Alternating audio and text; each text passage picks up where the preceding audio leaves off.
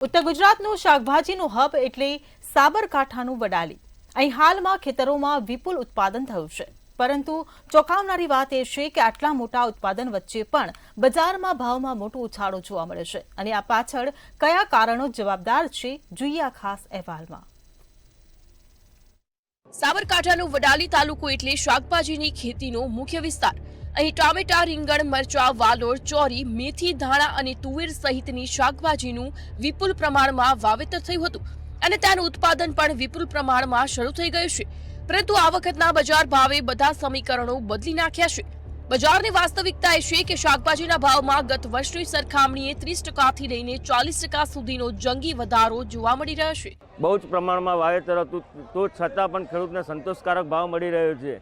જો કે મેં તુવેરનું વાવેતર કર્યું, અત્યારે તુવેરનો ભાવ બહુ ડાઉન હોવા જોઈએ, તો પણ છતાં વેપારીઓના લીધે અત્યારે તુવેરનો બજાર 1500 થી 2000 મળી રહ્યો છે, ફ્લાવરનું બજાર 500 થી 1000 મળી રહ્યો છે, 500 થી 1000 મળી રહ્યો। દર સાલ કરતાં આ સાલ વાવેતર બહુ બમણું હોવા છતાં પણ ખેડૂતોને સંતોષકારક ભાવ મળી રહ્યા છે। પણ દિવાળી ટાઈમે જે કમોસમી વરસાદ આવ્યો એના કારણે ખેડૂતે બહુ માર વેઠ્યો હતો, તો અત્યારે જે પ્રમાણમાં આવક થવી જોઈએ એ આવક વધારે છે શાકભાજીની, પણ એ પ્રમાણે આખા ભારતમાં જે વરસાદ થયો એના વેપારીઓ બહુ વધારે આવેલા છે વડાલીમાં, તો ભાવ ખેડૂતોને સારો મળી રહ્યો છે। અત્યારે ગૃહિણી એવું કહેતા કે અમારું બજેટ ખોરવાનું, પણ ખેડૂતોનું બજેટ ખોરવાઈ ગયું હતું।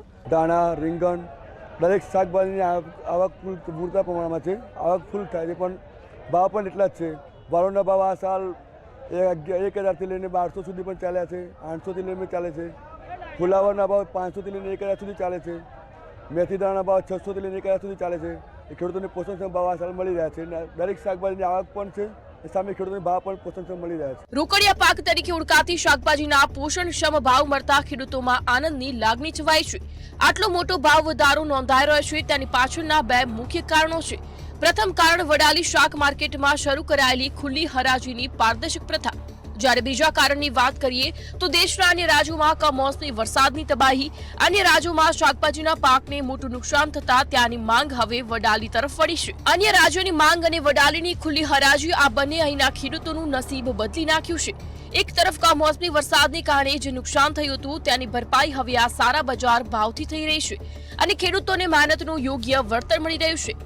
સાથે જ વર્ષોથી ખેડૂતોનું બજેટ ખોરવનારી શાકભાજીએ ચાલુ વર્ષે ગૃહિણીઓનું બજેટ ખોરવ્યું છે તે નક્કી છે।